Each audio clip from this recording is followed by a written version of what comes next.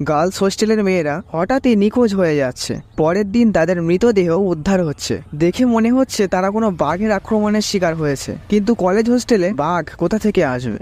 আর অদ্ভুত ব্যাপার, তাদের মাথার চুলও থাকছে না। এর পিছনে যে ভয়ঙ্কর রহস্য আছে তা জানলে তোমার গা শিউরে উঠবে। তো চলো গল্পে যাওয়া যাক। তো গল্পের শুরুতেই একটি মেয়েকে আমরা হাত পা বাঁধা অবস্থায় একটা জায়গায় দেখতে পাই। সে বাঁচার জন্য সাহায্য চাইছে, কিন্তু সে যেখানে আছে তার আশপাশে কেউ নেই। আর হঠাৎ কেউ একজন এসে তাকে মেরে ফেলে। তো এখানে সিন কাট হয়ে যায়। তো এরপরে আমরা দুজন ইঞ্জিনিয়ারিং স্টুডেন্টকে দেখতে পাই, অরুণ আর বিজয়। তারা ফার্স্ট ইয়ারে ভর্তি হয়েছে, নতুন কলেজে যাচ্ছে। তো তাদের কলেজটা এলাকা ছেড়ে জঙ্গলের দিকেই ছিল। তো তাদের কলেজ পৌঁছাতে একটু রাতও হয়ে যায়। তারা হোস্টেলে এসে ওঠে। তো অরুণ আর বিজয় যে রুমে আসে, সেখানে আরেকটি ছেলে অনেক আগে থাকতেই ছিল। এর নাম মাইলো। এ আসলে এদের সিনিয়র, কিন্তু এখনও ফার্স্ট ইয়ার, মানে এর আর পাস করা হয়ে ওঠে না।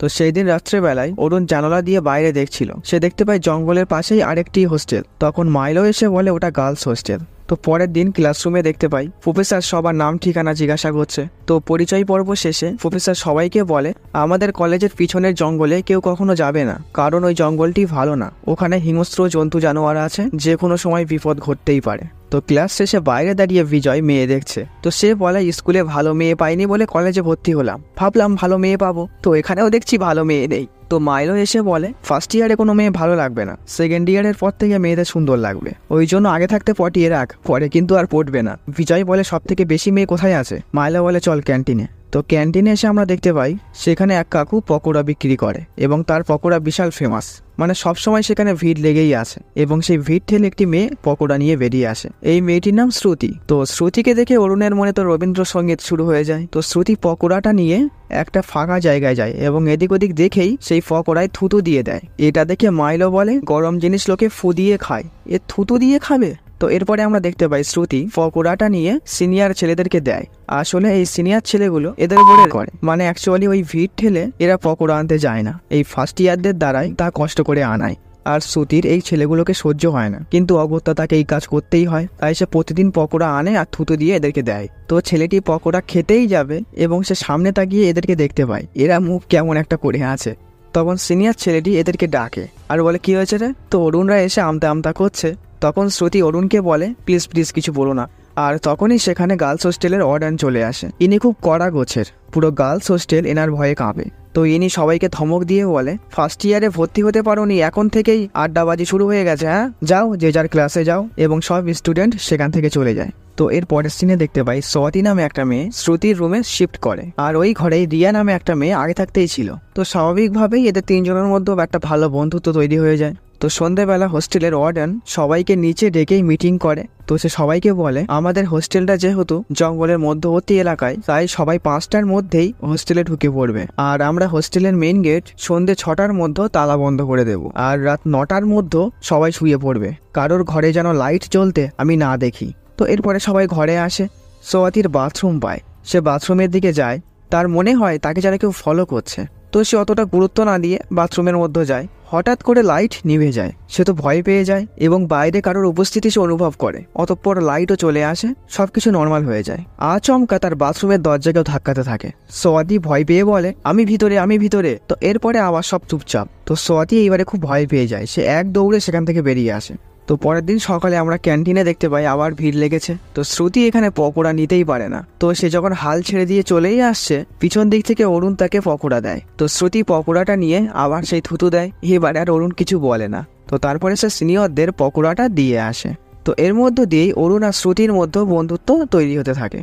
তো এইদিকে দেখতে পাই কিছু সিনিয়র ছেলেরা বিজয়কে এখানে করছে। তারা বলে ওই দেখ একটা মেয়ে আসছে সাদা ড্রেস পরা, ওকে যে কোনো একটা কথা বলে ওকে রাগিয়ে দিতে হবে। তো বিজয় ফট করে মেয়েটিকে বলে হ্যালো কাকিমা। তো এটা শুনে মেয়েটি সত্যিই রেগে যায়। তো এর মধ্যে একটা সিনিয়র বলে ওঠে এ তো কলেজ চেয়ারম্যানের গার্লফ্রেন্ড। তো সিনিয়ররাই ভয় পেয়ে এখান থেকে পালিয়ে যায়। তো এবারে মেয়েটি তার বয়ফ্রেন্ডকে গিয়ে বলে এটা, মানে ওই চেয়ারম্যানকে, এবং সে বিজয়কে ডেকে পাঠায়। তো অরুণও সেখানে যায় আর চেয়ারম্যানকে বলে সিনিয়ররা ওকে অমনটা বলতে বাধ্য করেছিল, তাই ও বলেছে, দাদা ওকে ক্ষমা করে দিন, ওর কোনো দোষ নেই। কিন্তু চেয়ারম্যান বলে তুই যদি আমার সঙ্গে বাস্কেটবল খেলে 3টে গোল দিতে পারিস তাহলে আমি কিছু বলবো না। তো এরপরে খেলা শুরু হয়। অরুণ প্রথমে 2টো গোল দিয়ে দেয়। তো তারপরের গোলটা সে দিতেই পারতো, কিন্তু ইচ্ছা করে সে হেরে যায়। তো এরপরে চেয়ারম্যান অরুণকে এসে বলে তুই তো ইচ্ছা করলেই জিততে পারতিস, হারলি কেন? অরুণ বলে তুমি আমাদের সিনিয়র, আর এই খেলাটা কলেজের অনেকেই দেখছে, তোমার গার্লফ্রেন্ডও দেখছে। আমি যদি জিতে যেতাম তাহলে তোমার অপমান হয়ে যেত, আর তোমার গার্লফ্রেন্ডেরও তোমার প্রতি বিশ্বাস থাকতো না। তো অরুণের কথা শুনেই চেয়ারম্যানের খুব ভালো লাগে, তাই সে এদেরকে আর কিছু বলে না এবং তাদেরকে ইচ্ছামতো ঘোরারও অনুমতি দিয়ে দেয়। তো এরা ঘুরে বেড়ানোর অনুমতি তো পেলো, কিন্তু কলেজে অ্যাটেন্ডেন্স তো দিতেই হবে, মানে ক্লাস করছে তার প্রেজেন্ট দিতে হয় না সেই।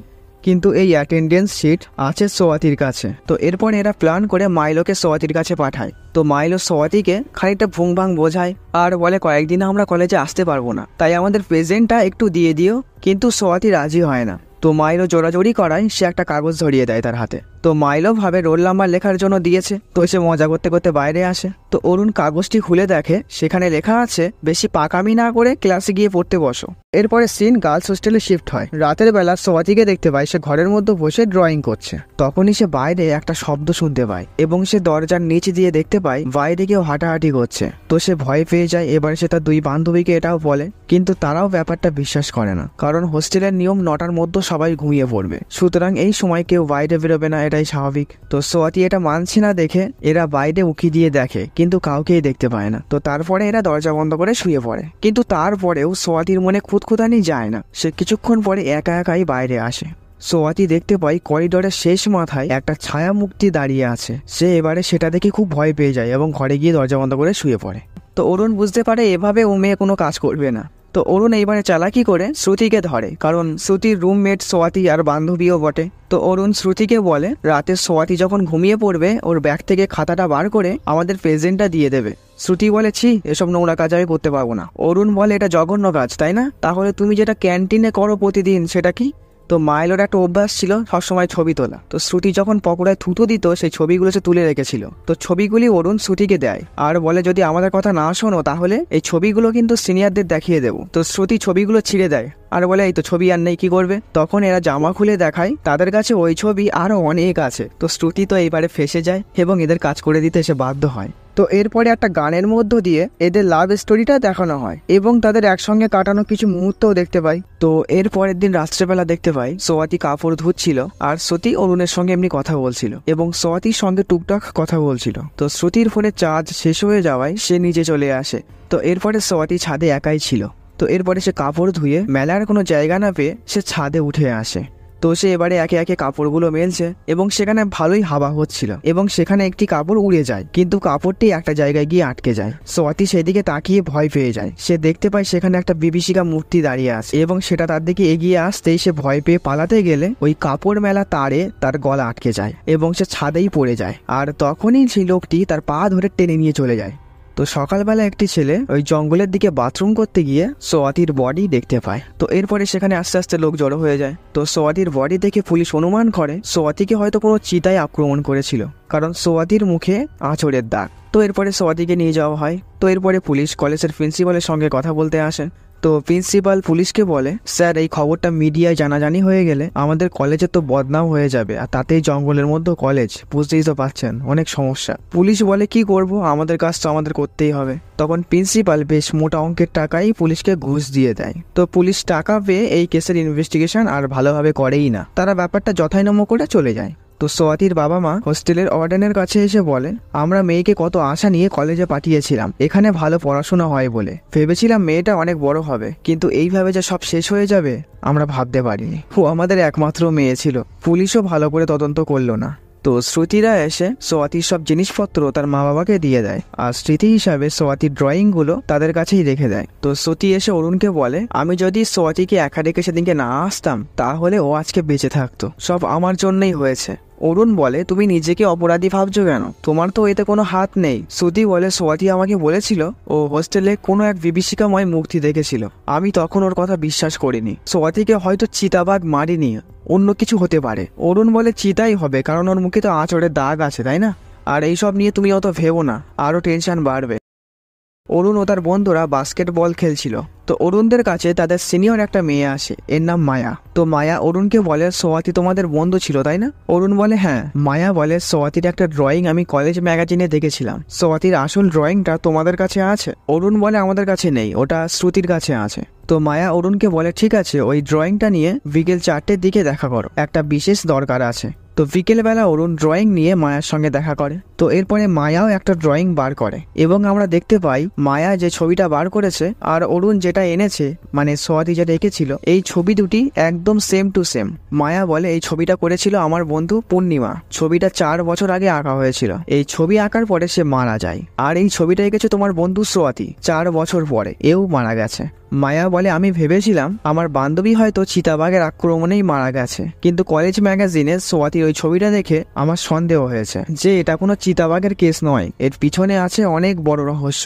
বিজয় বলে দিদি শোনো, আমরা সবে আমাদের বন্ধুর শোক কাটিয়ে উঠেছি, এখন আর এইসব ফালতু জিনিসের মধ্যে আমাদের দেখো না, আর এইসব ভালো লাগছে না বলে সে অরুণকে টেনে সেখান থেকে নিয়ে চলে যায়। তো ওই দিনকেই শ্রুতির জন্মদিন ছিল। তো রাত্রেবেলা অরুণ এক সিনিয়রের কাছ থেকে একটা প্রজেক্ট বানিয়ে নেয় এবং অরুণ ও তার বন্ধুরা মিলে গার্লস হোস্টেলের পিছনে জঙ্গলে চলে আসে এবং অরুণ শ্রুতিকে ফোন করে বলে তার হোস্টেলের পিছনে জানালায় আসতে। তো শ্রুতি জানালায় আসে এবং অরুণ নিচ থেকে ওই লাইট জ্বলা হ্যাপি বার্থডে ওটা জ্বালায় এবং এটা থেকে শ্রুতি অনেক খুশি হয়ে যায় এবং শ্রুতির ঘর যেহেতু ওপরতলায় ছিল তারা ওপর দিকেই তাকিয়েছিল এবং হঠাৎ তারা থমকে তাকিয়েই থাকে ওপরে। তারা হোস্টেলের ছাদে একটা বিভীষিকাময় মূর্তি দেখতে পায়, একটা কালো পুচকুচে লোক।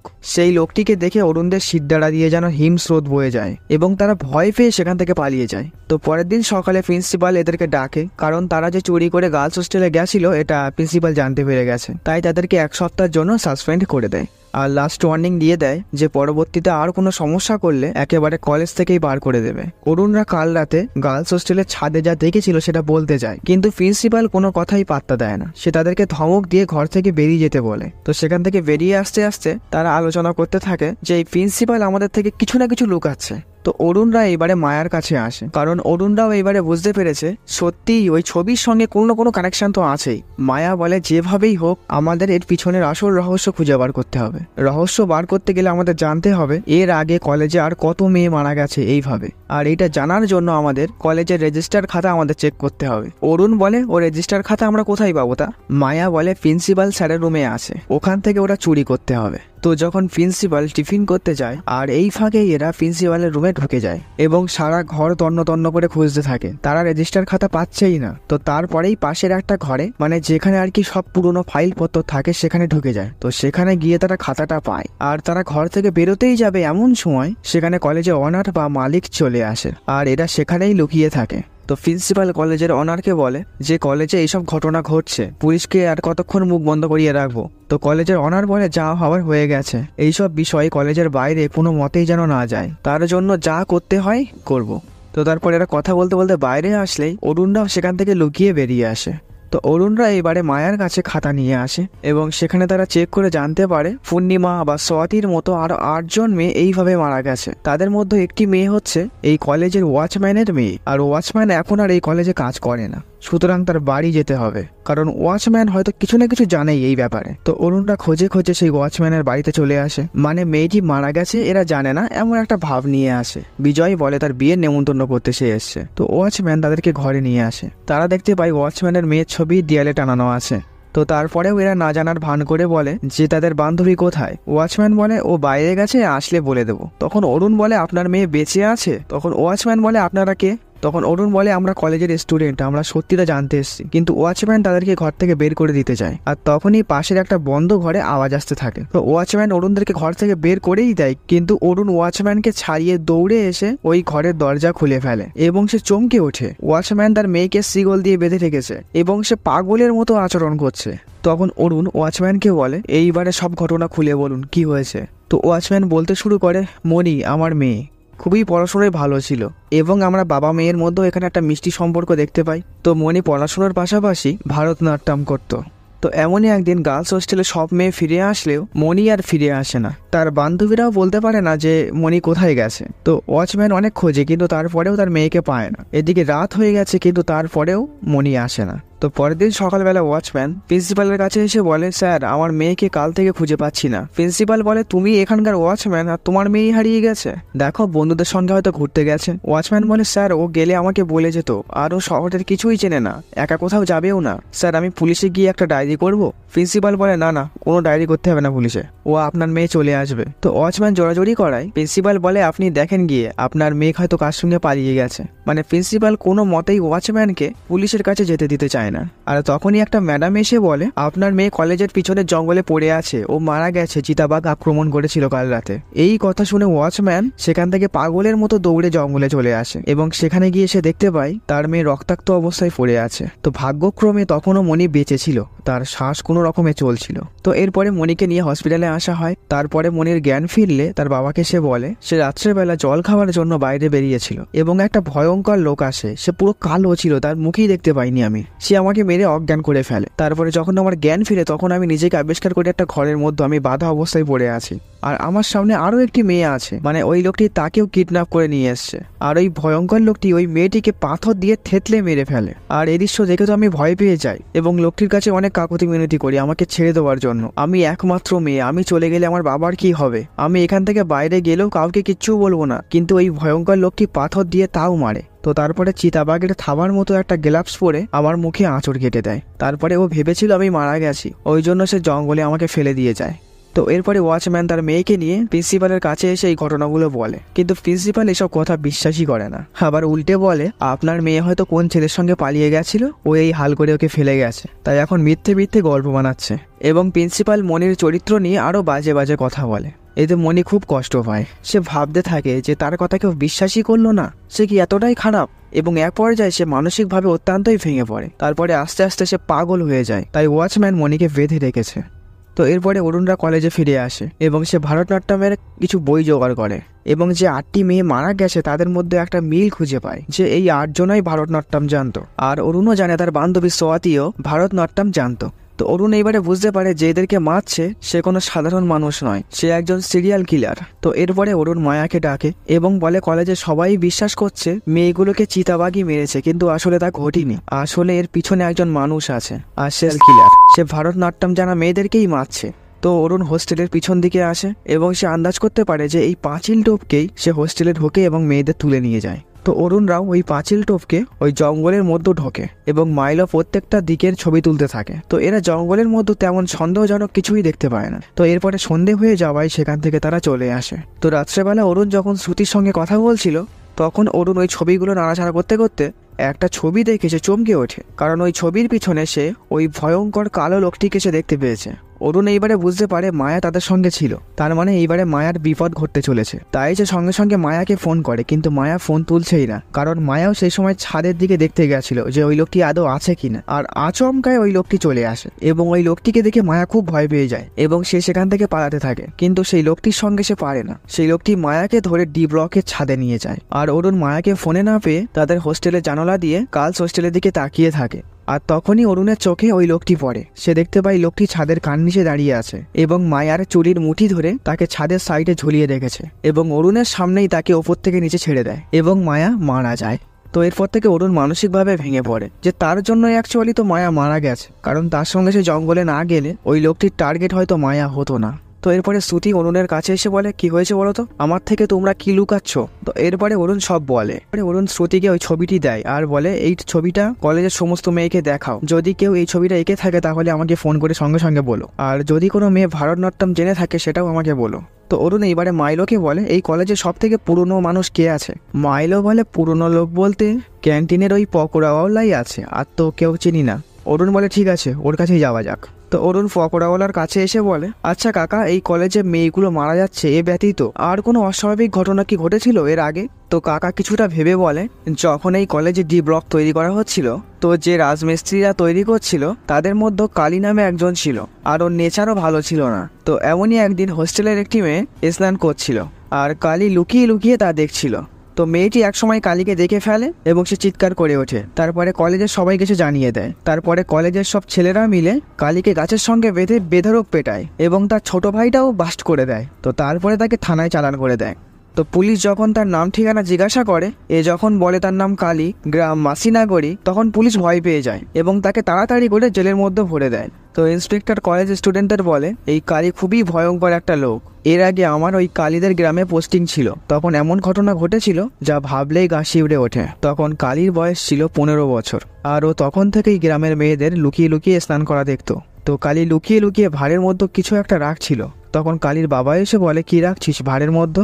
তখন কালী ভাড়ের মধ্যে থেকে লম্বা লম্বা চুল বার করে, হ্যাঁ মেয়েদেরই চুল। তার বাবা বলে কাদের চুল এটা? কালী বলে এটা আমার বন্ধুদের চুল। তখন কালীর বাবা কালীর বন্ধুদের দেখতে চায়। তখন কালী তার বাবাকে একটা জঙ্গলের মধ্যে নিয়ে আসে। সেখানে একটা পুরো বাড়ি ছিল, তার মধ্যে দুটি মেয়েকে কালী নির্মমভাবে মেরে রেখেছে এবং তাদেরই চুল সে কেটে নিয়ে গেছে। তো এই দৃশ্য দেখে কালীর বাবা বুঝতে পারে কালীর মানসিক স্থিতি ভালো নেই, অর্থাৎ সে সাইকো হয়ে গেছে। তো কালীর বাবা কালীকে বাঁচানোর জন্য ওই মেয়ে দুটিকে ওখানেই কবর দিয়ে দেয়। কিন্তু কালক্রমে পিছন থেকে একটা কাঠুরিয়া এদের ঘটনা দেখতে পায় এবং পুরো গ্রামবাসীকে সে এসে বলে দেয়। তো কালীর বাবা কালীকে বাঁচানোর জন্য সব দোষ সে নিজের ঘাড়ে নিয়ে নেয়। তো এরপরে সব গ্রামবাসী মিলে কালীর বাবাকে কালীর সামনেই মেরে ফেলে। তো এরপরে বছরখানেক পরে 3টে মেয়ে জঙ্গলে ঘুরতে এসেছিল। কালী দুটো মেয়েকে মেরেও ফেলে, কিন্তু একটি মেয়ে ভাগ্যক্রমে সেখান থেকে পালিয়ে যায় এবং সে পুলিশের কাছে এসে সব ঘটনা খুলে বলে। তো এরপরে পুলিশ কালীকে গ্রেফতার করে, কিন্তু সে প্রাপ্তবয়স্ক ছিল না, ওই জন্য তাকে জেলে পাঠানো যায়নি, তাকে শোধনাগারে পাঠানো হয়েছিল। তো এর কয়েক মাস পরে জানা যায় কালী সেখান থেকেও পালিয়ে গেছে। তো তারপরেই আজকে ওকে আমি এই দেখলাম। শ্রুতি অরুণকে ফোন করে বলে ওই ড্রয়িংয়ের ছবির মতো বিভীষিকাময় মূর্তি আর একটা মেয়েও দেখতে পেয়েছে, তুমি তাড়াতাড়ি চলে এসো। তো অরুণ মেয়েটির কাছে আসে এবং জিজ্ঞাসা করে সে কখন কি দেখেছে। মেয়েটি বলে কিছুদিন আগে সে দেখেছে এবং সব থেকে ভয়ের ব্যাপার সে ভারতনাট্যমও জানে। তো অরুণ বয়েজ হোস্টেলে সবাইকে একসঙ্গে করে একটা প্ল্যান করে, তারা রাত্রেবেলা চুপি সারে গার্লস হোস্টেলে ঢুকে পড়ে। অরুণরা ওই মেয়েটির রুমে গিয়ে বসে থাকে আর তখনই ওই মেয়েটির চুল আঁচড়ানোর জন্য তার নকল চুলটি খুলে রাখে। এটা দেখে মাইলো বলে নকল চুল? মেয়েটি বলে হ্যাঁ, ভারতনাট্যম করার জন্য এই চুলটা লাগিয়েছিলাম। তখন অরুণের খেয়াল পড়ে যে কালীর লম্বা চুল জমানোর শখ ছিল, ভারতনাট্যম করা মেয়েরা নয়, লম্বা চুলের মেয়েরা। তখন অরুণ মেয়েটিকে বলে ওই লোকটাকে তুমি কিভাবে দেখেছিলে?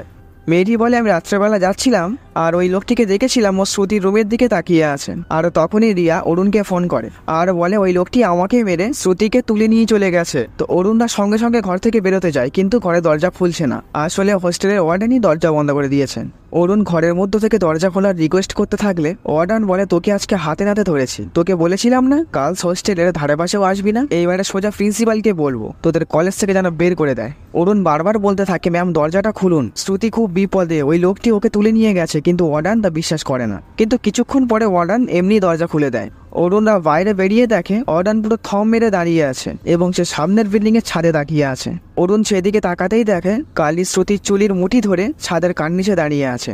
অরুণরা আর সময় নষ্ট না করে শ্রুতিকে বাঁচানোর জন্য সেদিকে সঙ্গে সঙ্গে ছুটতে থাকে। তো কালী শ্রুতিকে নিয়ে ওই জঙ্গলের মধ্যে পালিয়ে যায়। তো কালীকে পিছু করতে করতে অরুণরা ওই জঙ্গলের মধ্যে চলে আসে, কিন্তু জঙ্গলের মধ্যে এসে কালীকে তারা হারিয়ে ফেলে। তারা অনেক খোঁজাখুঁজির পরে গাছের মাথায় একটা ঘর দেখতে পায়। অরুণরা সেখানে আস্তে আস্তে ওঠে এবং সেখানে তারা শ্রুতিকে দেখতে পায়, তার পায়ে শিকল পরানো, কিন্তু কালী সেখানে নেই। তো সেখানে থাকা একটা গিরগিটি কালীকে গিয়ে খবর দেয় যে তার শিকার অন্য কেউ নিয়ে যাচ্ছে। তো কালীও সেখান থেকে ছুটে আসতে থাকে। তো তার মধ্যে অরুণরা শ্রুতিকে নিয়ে হোস্টেলে চলে আসেন। তো কালী যখন ঘরে এসে দেখে সেখানে শ্রুতি নেই, সে আরো রেগে যায় এবং সে সোজা গার্লস হোস্টেলে চলে আসে এবং সেখান থেকেই শ্রুতিকে নিয়ে যাওয়ার চেষ্টা করে। অরুণ ও তার বন্ধুরা কালীকে থামানোর অনেক চেষ্টা করে, কিন্তু কালীর সঙ্গে তারা কোনো মতেই পেরে উঠছে না। কালীর এক একটা বাড়িতে সবাই প্রায় ঘায়েল হয়ে পড়েছে। তো এরপরে কালী শ্রুতিকে চুলির মুঠি ধরে টেনে হেঁচড়ে সেখান থেকে নিয়ে যাওয়ার চেষ্টা করে। তো এরপরে গার্লস হোস্টেলের সমস্ত মেয়েরা তারা হাতের কাছে যা পায় তাই দিয়ে কালীকে মারতে থাকে। পিছন দিক থেকে অরুণ গিয়ে কালীকে জাপটে ধরে। কালী তাকে অনেক মারে, কিন্তু অরুণ হাতের লক ছাড়ায় না।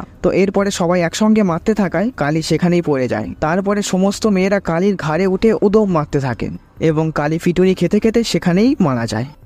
আর গল্পটি এখানেই শেষ হয়ে যায়। তো গল্পটি কেমন লাগলো অবশ্যই জানিও। তো আজকের মতো টাটা।